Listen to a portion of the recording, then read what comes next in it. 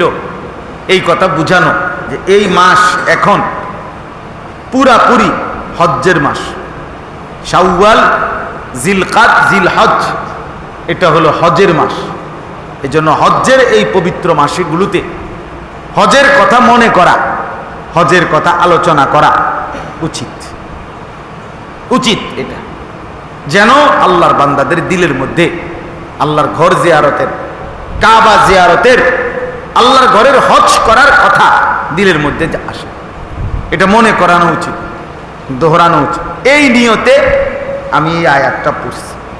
তাহলে এখানে আপনি শুনলেন যে জমিনের মধ্যে আল্লাহ তাআলা প্রথম মাটি সৃষ্টি করে প্রথম ঘর বানিয়েছেন কোনটা? কাবা। কাবা। নবী সাল্লাল্লাহু আলাইহি সাল্লামকে আবু যর গিফারি রাদিয়াল্লাহু তাআলা আনহু জিজ্ঞেস করছেন, ইয়া রাসূলুল্লাহ, জমিনের মধ্যে প্রথম মসজিদ কোনটি? নবী সাল্লাল্লাহু আলাইহি সাল্লাম বলছে, কাবার চতুর্পাশে যেই মসজিদ, মসজিদে হারাম। এরপরে সাহাবী জিজ্ঞেস করলেন, ইয়া রাসূলুল্লাহ, এরপরে কোনটা? এই জমিনে আল্লাহর সৃষ্টিতে দ্বিতীয় মসজিদ কোনটি? সেটা হলো রাসূলুল্লাহ সাল্লাল্লাহু আলাইহি সাল্লাম বলছে মসজিদে আকসা, এই ফিলিস্তিনে বাইতুল মুকাদ্দাসে, এই যেই আকসার নামে এই ফাউন্ডেশন আল আকসা মসজিদ, এটা দ্বিতীয় মসজিদ। রাসূলুল্লাহ সাল্লাল্লাহু আলাইহি সাল্লামকে সাহাবী জিজ্ঞেস করলেন, ইয়া রাসূলুল্লাহ, দুই মসজিদের মাঝে ব্যবধান কত দিনের? মানে মসজিদে হারাম আর মসজিদে আকসা দুইটার মধ্যে ব্যবধান কত দিনের? নবী সাল্লাল্লাহু আলাইহি সাল্লাম বলছে আরবাউনা সানা, 40 বছরের ব্যবধান। প্রথম কাবার চতুর্দিকে কাবা আল্লাহ তাআলা তৈরি করেছেন আদম আলাইহিস সালামের মাধ্যমে, তার চারদিকেরটা হলো মসজিদে হারাম, আর এরপরে মসজিদে আকসা। তাফসীরের মধ্যে আছে ইব্রাহিম আলাইহিস সালামই কাবা পুনর্নির্মাণ করছেন, এবং একটি বর্ণনা এটা যে ইব্রাহিম আলাইহিস সালামই পরবর্তী 40 বছর পরে মসজিদে আকসা প্রথম বানাইছেন। পরবর্তীতে সুলাইমান আলাইহিস সালাম সেটা পুনর্নির্মাণ করে পূর্ণাঙ্গ বড়সড় করে বানাইছেন মসজিদে আকসা।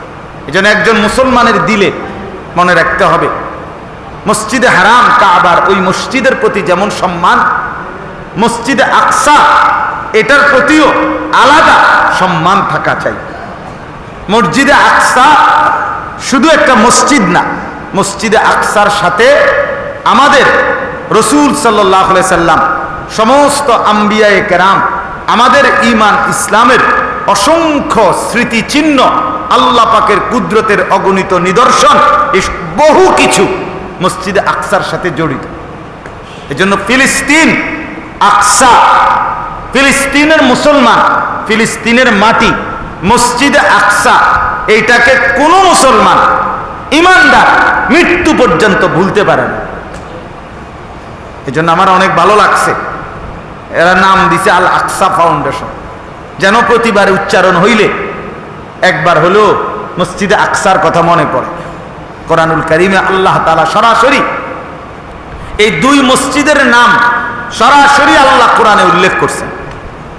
সুবহানাল্লাযী আসরা বিআবদিহি লাইলাম মিনাল মাসজিদিল হারামি ইলাল মাসজিদিল আকসা। রব্বুল আলামিন বলেন, আমি আমার বন্ধুকে মসজিদে হারাম থেকে মসজিদে আকসায় নিয়েছি মেরাজে। হ্যাঁ, মেরাজের সময় মসজিদ থেকে মসজিদে, এক মসজিদ থেকে আরেক মসজিদে নিছি।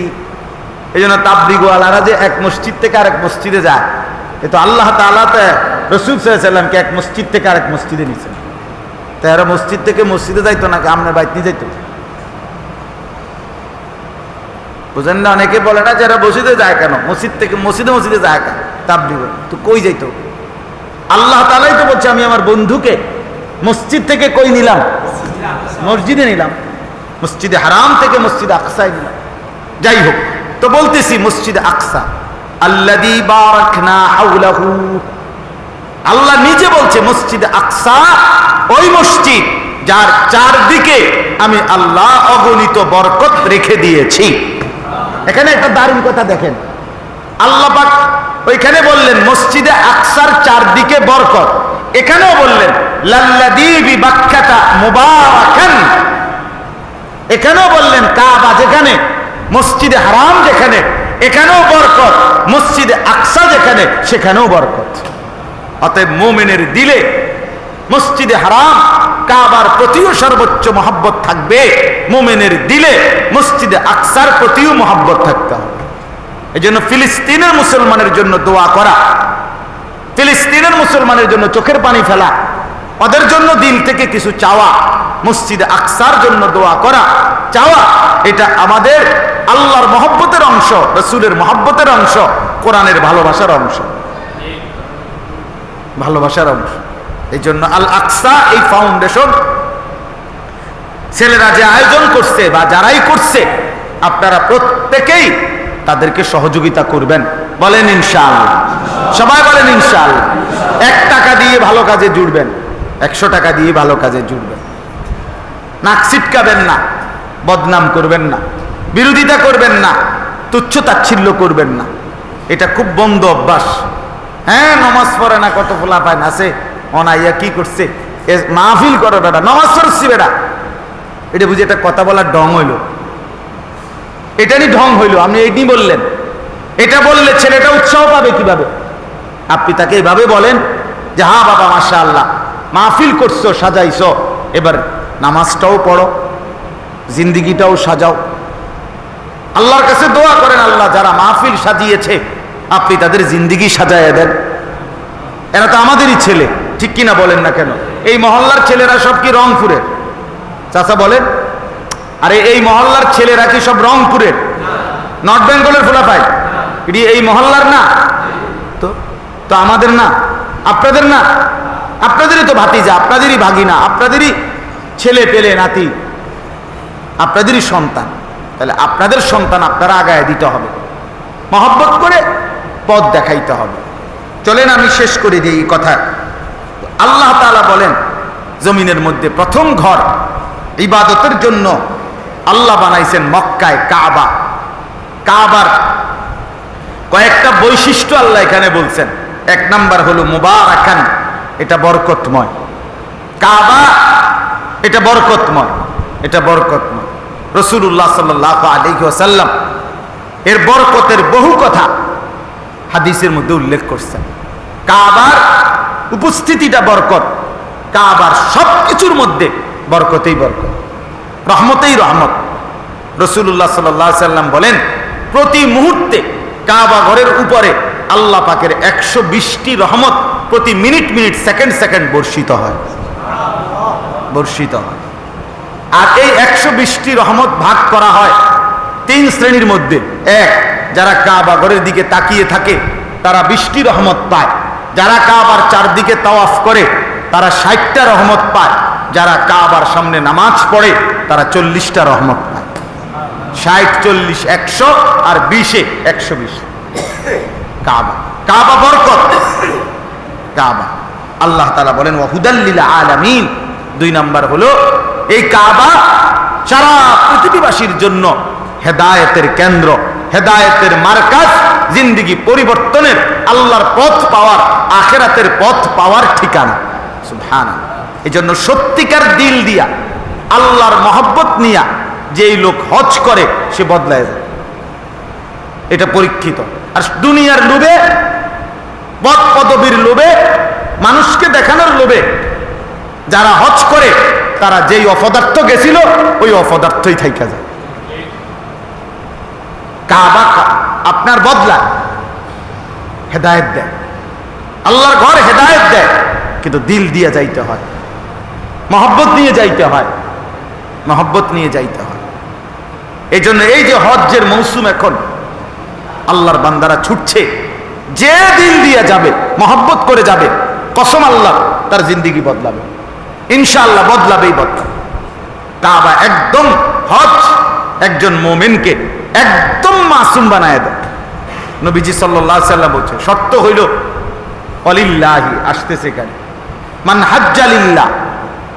1 নাম্বার শর্ত হইল যে ব্যক্তি আল্লাহর জন্য হজ করলো, রাসূল বলেন যখন সে ফিরবে মায়ের পেট থেকে নতুন বাচ্চা যেভাবে বের হয় এইভাবে নিষ্পাপ হয়ে বের হইল। শর্ত হইল কি হইতে হবে? লিল্লাহ, আল্লাহর জন্য হইতে হবে। লোক দেখানো হইলে হবে না, লোক দেখানো হইল। তা আল্লাহ তাআলা বলেন জমিনের প্রথম ঘর কাবা, এটা হেদায়েতের কেন্দ্র, এটা বরকতের কেন্দ্র। ফিহি আয়াতুম বাইয়িনাতুন, আল্লাহ বলেন এর চারদিকে রয়েছে অগণিত আল্লাহর কুদরতের নিদর্শন। এই কাবা ঘরটাই আল্লাহর কুদরতের একটা নিদর্শন। কালো গিলাফ, এই ঘর দেখতে কেমন লাগে, কি অনুভূতি হয়, আমনে যদি আমারে জিগান আমি বলবো আমনে যাইয়াছেন। কারণ পৃথিবীতে কিছু বিষয় আছে যেখানে আবেগের চাইতেও শব্দ কম। মানুষের দিলের আবেগ অনুভূতির চাইতে মানুষের ভান্ডারে শব্দ কম। এজন্য মানুষ তার সব আবেগ অনুভূতি শব্দ দিয়া সমানভাবে বুঝাইতে পারে, বুঝাইতে পারে। মানুষ অনেক সময় এই জন্য কথার প্রসঙ্গে কয় ভিতরে আরো বহুত কথা রয়েছে, হ্যাঁ কইতারলাম মানে সব কথা বুঝাইয়া পারে না। আল্লাহর ঘর কাবা দেখার মজা, তৃপ্তি, স্বাদ, কসম আল্লাহ, সেটা কোনো মানুষ তার শব্দ দিয়ে বুঝাইয়া পারবে না, পারবে না। এই জন্য যে মুসলমান, আমি প্রায় বলি, আমার এই কথাটা আমি সবসময় বলি, যে চোখ আল্লাহর ঘর দেখে নাই, কাবার ওই কালো গিলাফ যেই দুই চোখ দেখে নাই, সে যেন জীবনে কিছুই দেখে না, দেখার কোনো মজাই পায় নাই, চোখের কোনো সার্থকতাই অর্জন করে নাই। যে চোখ মদিনার সবুজ গম্বুজ দেখে নাই, সে জীবনে দেখলো কি? যে কাবার কালো গিলাফ দেখে নাই, সে দেখলো কি জীবনে? সে দেখলো কি? আজ আফসোসের বিষয়, অসংখ্য মুসলমানের উপরে হজ ফরজ, কোন আলেমের কাছে জিজ্ঞাসাও করে না, নিজের অবস্থার কথা কাউরে জানায়ও না, চুপচাপ। যাকাতের মাসআলা দেখবেন হাজারে একজনও জিগায় না, হজ্জের মাসআলা হাজারে একজনও জিগাবে না। জিজ্ঞায় শুধু কোনটা জানেননি? ফিতরা।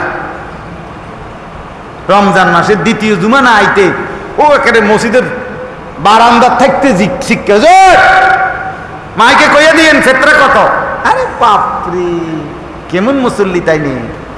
কারণ উনি জানে হুজুরের যত সাফাসাফি করো 100 টাকার বেশি উঠে থাকতো না, নাইলে 110-20টি আইবার।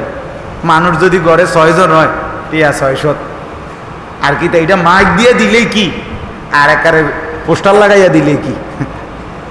বুঝছেন না হিসাবটা?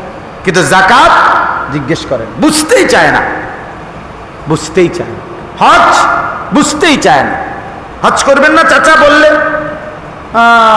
মনে তো কয়, কিন্তু ফুটাইতে তো কই, টিয়া টুয়া যদি দেয়, আল্লাহ যদি কোনো সময় নেয়, কথার ডং।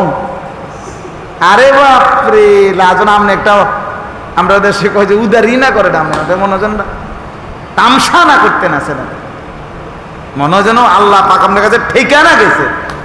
আল্লাহর ঘরে যাও না, লোক নাই, আপনারা করে হাত দিয়ে আছেন। এই সস্তা এই কথা দিয়ে নিয়ে আপনি আল্লাহর ঘরে যাবেন? হ্যাঁ বলেন। মানে ফুতে যদি টাকা দেয়, যদি কোনো সময় মিলে, আল্লাহ কইতে আরে যদি আল্লাহ নেয়, এটা না। এক মুমিনের হৃদয়ের স্বপ্ন থাকা উচিত, আমি আমার মালিকের ঘর দেখব, আমি আমার রাসূলের রওজা দেখব, আমি আমার নবীর সামনে গিয়ে দাঁড়াবো।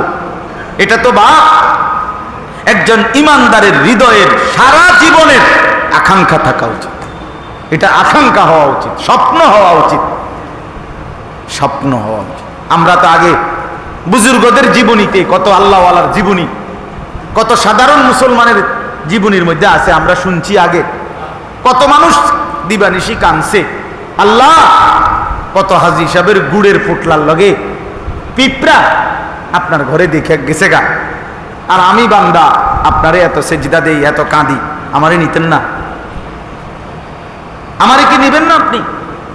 এই এক মুমিনের স্বপ্ন আকাঙ্ক্ষা থাকতে হবে। আজকে এই হজ্জের মাসে আপনাদের কাছে এটা বললাম। দয়া করে ওলামায়ে কেরাম, এই কিশোর বয়সী ছেলেরা, মাঝ বয়সী এবং বয়স্ক বাবারা, সবাই প্রত্যেকেই দিল থেকে কিভাবে যাবেন সেটা আল্লাহ তাআলার কাছে দিল দিয়া চান, ফিকির করেন কিভাবে সুরত করা যায়, কিভাবে ব্যবস্থা করা যায়। আজকে যদি বলে আগামী মঙ্গলবারের ভিতরে 12 লাখ টাকা দিতে পারলে আমনের ফুত ইটালির ভিসা, ঠিকই আগামী সোমবারের আগেই টাকা মিলে যাবে, দুনিয়া ব্যবস্থা হয়েই যায়, কিন্তু নিজের আখিরাতের জন্য ব্যবস্থার কোনোদিন হয় না। এই জন্য আজকে এই আয়াতের মাধ্যমে আমরা এটা বুঝাইলাম। আল্লাহ তাআলা বলেন, ফীহি আয়াতুম বাইয়িনাতুম মাকামু ইব্রাহিম, কাবার কাছে আমার অসংখ্য নিদর্শন আছে, ইব্রাহিমের স্মৃতিচিহ্ন, মাকাম ইব্রাহিম আছে, একটা পাথর। আল্লাহ বলে একটা নমুনা শুধু বললাম, সরাসরি আমার কুদরত দেখবা। যদি কাবার সামনে যাও দেখবা ওইখানে একটা পাথর আছে, যেই পাথরটা আজকে 2000-4000 বছর পরেও ওই পাথরের মধ্যে আমার নবী ইব্রাহিম দাঁড়িয়ে কাবাঘর পুনরায় নির্মাণ করেছিল। ইব্রাহিমের পায়ের ছাপ, মাটিটা নরম, পাথরটা নরম হইয়া আপনার নিয়ে নিছিল, সেই পায়ের চিহ্ন, কদমের চিহ্ন আজও যেমন ছিল তেমনই আছে। এটা আমার কুদরতের সরাসরি নিদর্শন। ওইখানে আছে। আল্লাহ বলেন, ওমান দাখালাহু কানা আমিনা। আরো কুদরতের নিদর্শন হইল আমার এই হারাম কাবার আশপাশ সহ মসজিদ, এই কাবা এটা এমন জায়গা, যে জায়গায় যে যায়, যে ঢুকে সেই নিরাপদ হয়ে যায়, নিজেকে নিরাপদ, নিজেকে পবিত্র, আল্লাহর আপন ভাবতে শুরু করে।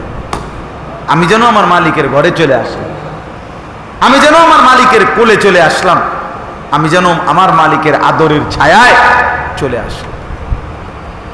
ওয়ালিল্লাহি আলান নাসি হিজ্জুল বাইতি মান ইসতাতা ইলাইহি সাবিলা।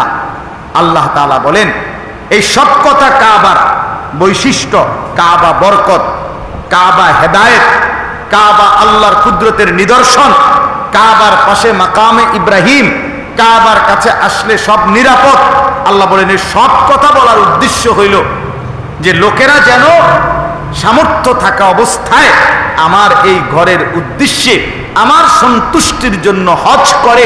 এই জন্য কাবার এতগুলো বৈশিষ্ট্য বললাম, এজন্য বৈশিষ্ট্য বললাম। অতএব হজ, আল্লাহর ঘর বানিয়ে বান্দা আল্লাহর ঘরে আসুক, আল্লাহর ঘরের উদ্দেশ্যে হজ করুক, এটা আল্লাহর চাওয়া। ওয়ালিল্লাহি আলান নাসি হিজ্জুল বাইতি মান ইসতাতা ইলাইহি সাবিলা। যাদের সামর্থ্য আছে তারা, সামর্থ্য মানে বিদেশতে ফুটকিয়া ফাটাইলে সামর্থ্য, এটাকে বলে না। সামর্থ্য হয় কিভাবে? আপনি ওলামায়ে কেরাম থেকে জিজ্ঞেস করেন, আপনার মসজিদের ইমাম থেকে জিজ্ঞেস করেন, আমার হুজুর এই আছে, এই নাই, এদ্দুর আছে, আমার উপরে হজ ফরজ কিনা, হজ ফরজ কিনা। দেখেন, ওমান কাফারা ফা ইন্নাল্লাহা গানিয়্যুন আনিল আলামিন। শেষ কথা হইল, আল্লাহ বলে যে এই হজকে অবজ্ঞা করবে, অস্বীকার করবে, পাত্তা দিবে না, আরে রাখো, ভাত খাইতে ভাত খাই না, আবার আইছে না হজ, হ্যাঁ এই ওটা ভাত খাইতে ভাত খায় না, এর লাগে বেটা বন খায়, কথা বুঝছেন না? এই যে অবজ্ঞা করলো, কুফরি করলো, অথবা অস্বীকার করলো, আল্লাহ বলে, শোনো বান্দা, তাই আমি কিন্তু এমন মালিক যে সারা পৃথিবী থেকে আমি অমুখাপেক্ষী, তোমাদের কেউ আমার ঘরে আসতে হবে, আমি এটার ধার ধারি না। আমি আল্লাহ আল্লাহই, আমার মর্যাদাই, তুমি আসলে তোমার লাভ, আমার কোনো ক্ষতি নাই, আমার কোনো লাভ নাই, আমার কোনো লাভ নাই। এখানে একটা সাংঘাতিক কথা আছে, হাদিসের মধ্যে নবীজি বলছেন, সামর্থ্য থাকার পরেও, সামর্থ্য হওয়ার পরেও যে হজ করলো না, রাসূলুল্লাহ সাল্লাল্লাহু আলাইহি সাল্লাম বলেন, আমি জানি না সে কি ইহুদি হয়ে মরলো নাকি খ্রিস্টান হয়ে মরল, বাকি মুসলমান যে না এটা আমি বুঝছি। এটা নবীজির হাদিস। এই কথা বলে নাই যে সে কি মুসলমান হয়ে মরলো নাকি কাফের হয়ে মরলো, আমি এটা জানি না, এটা না। রাসূলুল্লাহ সাল্লাল্লাহু আলাইহি ওয়াসাল্লাম বলে, সামর্থ্য থাকার পরেও যে হজ করে নাই, আমি রাসূল বলতে পারি না এটা ইহুদি মরছে নাকি খ্রিস্টান মরছে, বাকি মুসলমান যে মরছে না, এটা যে মুসলমান না, এটা আমি বুঝছি। এত বড় ধমক অন্য কোনো আমলের ব্যাপারে নাই। পুরস্কার যেমন অনেক বড়, ধমকটাও কি অনেক। পুরস্কার তো বলছে মায়ের পেটের নিষ্পাপ বাচ্চার মতো মাসুম বানায় দেয়। পুরস্কার তো হলো লাইসা লাহু জাযাউন ইল্লাল জান্নাহ, জান্নাত বিনিময়। ঠিক ধমকও মারাত্মক। হজ করলা না, সামর্থ্য থাকার পরেও তো মনে রাখো, তুমি ইহুদি হয়েও মরতে পারো, খ্রিস্টান হয়েও মরতে পারো, তুমি জানো তুমি কি মরছো। এই জন্য আজকে আপনাদের কাছে আমি এই দুই কথা বললাম। প্রথম কথা ছিল মসজিদকে কদর করা, ঠিক না? 2 নাম্বার কথা ছিল নিজের স্ত্রী পুত্র পরিজন নিয়ে, প্রত্যেকেই নিজে এবং পরিবার পরিজন নিয়ে আখিরাতের জন্য কদ্দুর করলেন, এর দূর আগে হিসাব করেন। আপনারাই করেন, একজন হইলে একজনই করেন। আবারও বলছি, তামসা করেন না। জিন্দিগি কিন্তু হাসতে হাসতে তামসা করতে করতে চলে যায় বাপ, হায়াত থেমে থাকে না। মস্কারি করলে, আপনি তুচ্ছ তাচ্ছিল্য করলে আপনার হায়াত কিন্তু থামবে না। কাজেই বিষয়টাকে গুরুত্ব দেন। কেন ছেলে নামাজ পড়ে না, কেন মেয়ে পর্দা করে না, কেন স্ত্রী পর্দা করে না, কেন ঘরে টেলিভিশন চলবে? আপনি না মুসলমান? আপনি আজীবন কেন মিথ্যা বলবেন? আপনার ঘর পরিবারে কেন আল্লাহ আখিরাত পরকাল নাই? আপনার ঘরের 6টা ছেলে মেয়ে, আপনার স্ত্রী সন্তান, কেউ আল্লাহর কোরআন পড়তে পারে না, সহি শুদ্ধ, আপনি এই ব্যর্থতা নিয়ে কেমনে কবরে যাবেন? আপনার ছেলেটার চুল চেহারা জঙ্গলি জন্তু জানোয়ারের মতো, আফ্রিকার জঙ্গলের প্রাণীর মতো, আপনি এটা নিয়ে কবরে কেমনে যাইবেন? কাজেই নিজের এবং স্ত্রী সন্তানের ঈমান আমলের ব্যাপারে খবর রাখা, এটার জন্য সর্বোচ্চ চেষ্টা ব্যয় করা প্রত্যেক মুসলমানের আবশ্যক দায়িত্ব। করলে করলেন, না করলে নাই। না না, আমি প্রত্যেক দিন বলি, অনেক মানুষ আছে, ও হুজুর আমার যা করার করছি, যদি তারা নামাজ রোজা না করে আমি কিনতাম। আরে বাপরে, আলাপ, ওটা আলাপ করে। আপনি কিনছেন যারা জিগান, 3 ফুট বিদেশ পাঠাইছি, 4টা মাইয়া বিয়ে দিছি, বাড়িতে একটা বিল্ডিং করছি, 4টা রুম, ভিতরে বাথরুম, কত জমি কিনছি। হ্যাঁ বাবা, চাচা বেড়াগিরি দেখাইতে আছে, হেবড়া করছে। এখন যদি তারা নামাজ রোজা না করে আমি কিরতাম, এই নিয়ে কথা ছিল। মুসলমান মা বাবার কাছে আল্লাহ এবং তার রসুল এই দায়িত্বই তো দিছিল না? এটাই তো দিয়েছিল একজন মুসলমানের উপরে, এটাই তো দায়িত্ব যে তার সন্তানকে যে কোনো মূল্যে বিদেশ পাঠানো। তো এই জন্য দয়া করে এটা বললে হবে না। কোরআনে আল্লাহ বলছে ওয়ামুর আহলাকা বিসসালাহ, পরিবারের সদস্যদেরকে নামাজের আদেশ করো। রিজিক ভাত তরকারি আল্লাহ বলছে এটা আমি তোমার কাছে চাই না, কসম আল্লাহর, এটা কোরআনে আল্লাহ বলছে লা নাসআলুকা রিজকা, তোমার স্ত্রী সন্তানের রিজিক আমি তোমার কাছে চাই না, নাহনু নারযুকুকা, আমি একাই সকলকে রিজিক দেব। ভাত মাছের ফিকির আমি করব, সেজদা নামাজের ফিকির তুমি করো। আমরা উল্টে এলাইছি, আমরা টোটাল বিষয়টা উল্টে এলাইছি।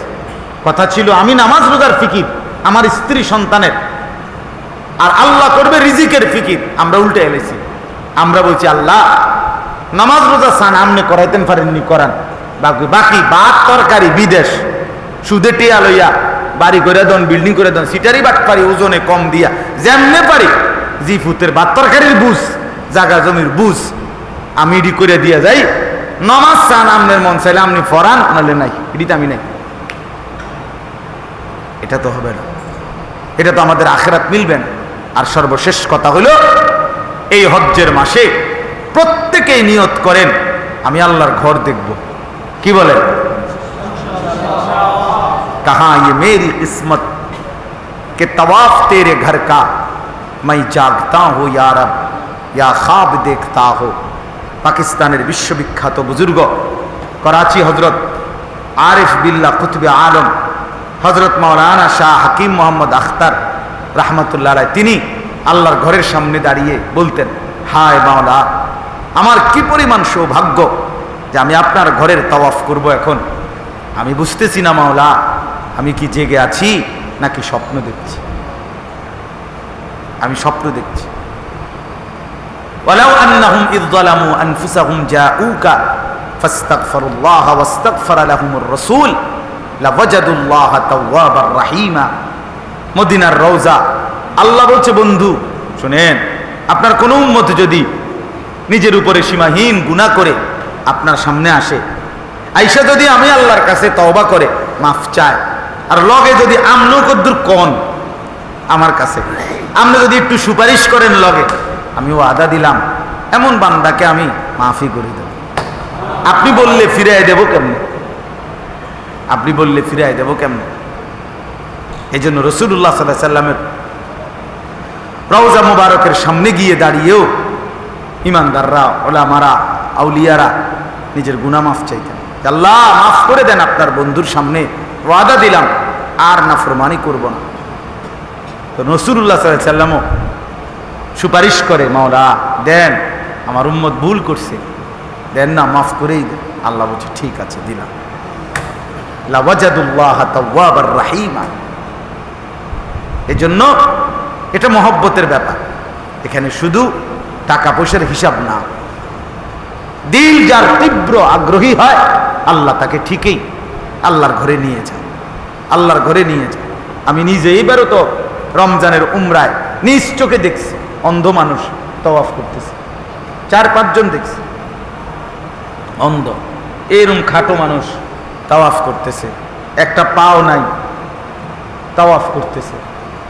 আমি একটা লোকরে দেখছি, আমরা যে আগে ছোটবেলায় আপনার বেয়ারিং দিয়ে যে এই কাঠের মধ্যে করে টানতো না চাক্কা, এগুলা বেয়ারিং এর চাক্কা, বাচ্চারা খেলতাম না আমরা আগে ছোটবেলায়, এইটা দিয়ে এই কাঠের বানানো এই বেয়ারিং লাগানো, এইটার মধ্যে বইয়া এই বেটা এটা দিয়ে ঘুরিয়া ঘুরিয়া তাওয়াফ করতেছে। আমি নিজ চোখে দেখছি, এইবারও দেখছি রমজান। সে কেমনে গেল? হয় গেল কেন? আপনি যাইতে পারবেন না? আপনি কেন পারবেন না? এই জন্য মহব্বতের সাথে দিল থেকে চাইলে আল্লাহর ঘর জিয়ারত বহুত বড় সৌভাগ্য।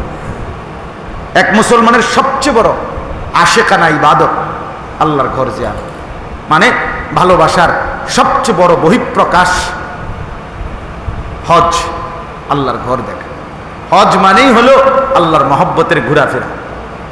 এই একবার কাবা, একবার সাফা মারওয়া, একবার মিনা, একবার আরাফা, একবার মুজদালিফা, একবার পাথর মারা, মানে শুধু ঘুরায়, মাওলা চারে ঘুরায়। প্রেমের আছে নানান ধারা, যে ধারায় যে চলতে পারে, প্রেমিক জনায় দোষ দিও না, প্রেমী তারে ঘুরিয়ে মারে। ওয়ালিন্নাসি ফীমা ইয়াশিকুনা মাদাহিবা। ভালোবাসাই তারে ঘুরায়, সে আল্লাহকে খুঁজে তালাশ করে, কখনো কাবার চারদিকে মালিককে ঘুরে খুঁজে, কখনো সাফা মারওয়ায় খুঁজে, কখনো মিনায়, কখনো আরাফায়, কখনো মুজদালিফায়। আর আল্লাহ তাআলা এর মধ্যেই বান্দারে ঘুরাইতে ঘুরাইতে পাক সাফ করে মাফ করে দিয়ে নিষ্পাপ বানাইয়া বাড়িতে পাঠায়, যাও বান্দা যাও, ভালো হয়ে চইল সামনে, এখন ক্লিয়ার করে দিলাম, আগেরটা সাফ করে দিলাম, সামনের দিকে কি চলল? ভালো হয়ে চইল, ভালো হয়েছে। আমি মদিনায় গেছি একবার হজের সময়, মানে হজের পরে, তো ওলামায়ে কেরাম দেখছি, মদিনার আলেম দেখা হইলে বলে মারহাবান আহলান সাহলান ইয়া মান ওয়ালাদাতহু উম্মু, হে অমুক ভাই, যাকে তার মা সদ্য জন্ম দিয়েছে তাকে ধন্যবাদ, মারহাবা। মানে ওই এই কথাটা হাদিসের কারণে বলে যে আপনাকে যেন আপনার মা মাত্র কি দিছে? জন্ম দিছে। আহলান সাহলান মারহাবা। তো এজন্য বললাম আপনারাই নিয়ত করেন, ছোট বড় সবাই নিয়ত করেন যে ইনশাআল্লাহ আল্লাহর ঘর দেখবো, ইনশাআল্লাহ যে আবারও বলি ওই সেই কথা, আমার এই শেষ কথা আবারও মনে